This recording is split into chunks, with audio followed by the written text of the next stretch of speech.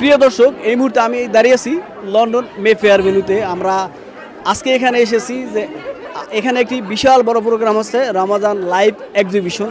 আমরা এখানে দেখতে পাচ্ছি যে এখানে বিখ্যাত ইউটিউবার এবং ফ্যাশন ডিজাইনার মারজান আপু এসেছে। আজকে আমরা তার কাছে জানতে আসলে তার ফিলিংটা কি। আপু এখানে আজকে কেন আসছেন যদি একটু বলেন। মূলত ঈদ শপিং করতে এসেছি, আর প্ল্যানিং বাই শেক্স থেকে ইনভাইট করা হয়েছে, আর উনি এত সুন্দর একটা অর্গানাইজ করেছেন, প্লাস এখানে এতগুলো স্টল। আমার মনে হয় আজকে ঈদ শপিংয়ের জন্য এটা একটা পারফেক্ট প্লেস। আর বাঙালি পোশাক আশাক তো ঈদের দিন লাগবেই, শাড়ি বলেন, থ্রি পিস। আর আমি প্রেফার করি সকালের দিকটাতে থ্রি পিস পরতে, বিকালের দিকটাতে একটা শাড়ি পরতে, রাতের দিকটাতে হয়তো যদি বের হই সেক্ষেত্রে হয়তো ডিফারেন্ট ড্রেস।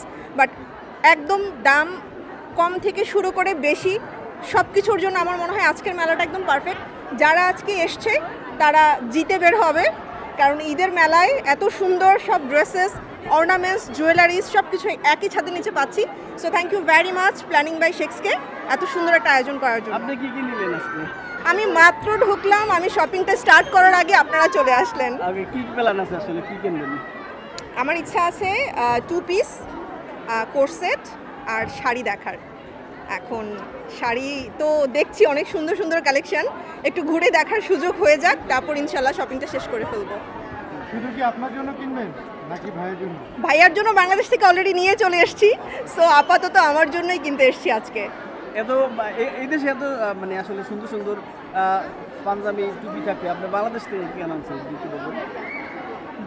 আসলে জামাইয়ের চয়েস তো ডিফারেন্ট না, সো সবসময় তো বইয়ের কথা অনুযায়ী চললে হবে না, কিছু সময় জামাইদের কথাও মানতে হবে। সো ওর পছন্দ ছিল বাংলাদেশের একটা ব্র্যান্ডের, সো সে ওখান থেকে পারচেজ করে নিয়ে এসছে অলরেডি।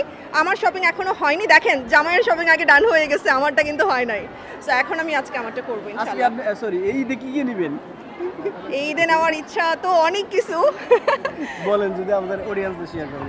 ওকে, আসলে আমি একজন ডিজাইনার, তো আমি আসলে নিজেই ডিজাইন করে ড্রেস পরতে বেশি স্বাচ্ছন্দ্য বোধ করি।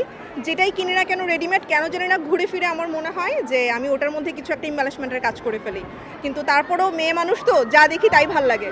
বেসিকলি আমার শুজ, একটা পার্স আর দুইটা কোর্সেট কেনার ভীষণ ইচ্ছা কটনের মধ্যে ঈদের দিন সকালে পরার জন্য। আর ঈদের দিন পার্টি ওয়্যার হিসেবে পরার জন্য আমি আমার নিজের পেজ থেকেই, মানে নিজের বিজনেস পেজ থেকেই হয়তো ড্রেস ক্রিয়েট করব, এতটুকুই। মানে অ্যাজ এ ডিজাইনার হওয়ার কারণে জামাই অনেক সুবিধা পেয়ে গেছে, বেশি কিছু কিনে দিতে হয় না। ঈদে কোথায় যাবেন ঘুরতে? ঈদে দুজন আপুর বাসায় ইনভাইটেশন আছে, সো ইনশাল্লাহ যাব তাদের বাসায়। এই ঈদে আমার বাসায় কোনো প্ল্যান থাকছে না, তবে মোরগ পোলাও ইনশাল্লাহ হবে। আমাদের অডিয়েন্সদের একটু বলুন, দর্শকদের অডিয়েন্সদের জন্য আমার এতটুকু বলার যে আমরা তো বাংলাদেশে থাকি না, বাংলাদেশ থেকে শত শত মাইল দূরে থাকি। সো এত দূরে থেকেও এত সুন্দর আয়োজন, যেখানে আমি একই ছাদের নিচে সব কিছু পাচ্ছি, আমার মনে হয় এই প্লেসগুলো ভিজিট করা উচিত। এদেশের যারা উদ্যোক্তারা আছেন, বিশেষ করে নারী উদ্যোক্তারা আছেন, যারা বাঙালি ঐতিহ্য নিয়ে কাজ করছেন, তাদেরকে আমাদের সাপোর্ট করা উচিত। এই ধরনের প্ল্যাটফর্মে ওরা যে এতদূর পর্যন্ত চলে এসছে, নিয়ে এসেছে আমাদের ঐতিহ্যকে, এটা সাপোর্ট করার জন্য আমাদের অফকোর্স এই মেলাগুলোতে অ্যাটেন্ড করা উচিত। আমি এতটুকু অ্যাটলিস্ট সাপোর্ট চাইবো সবার কাছে, যারা কাজ করছেন তারা একবার করে সে ভিজিট করে যাবেন। আর ঈদের টাইম, সামনে ঈদ, আমার মনে হয় না আসলে মিস হয়ে যাবে।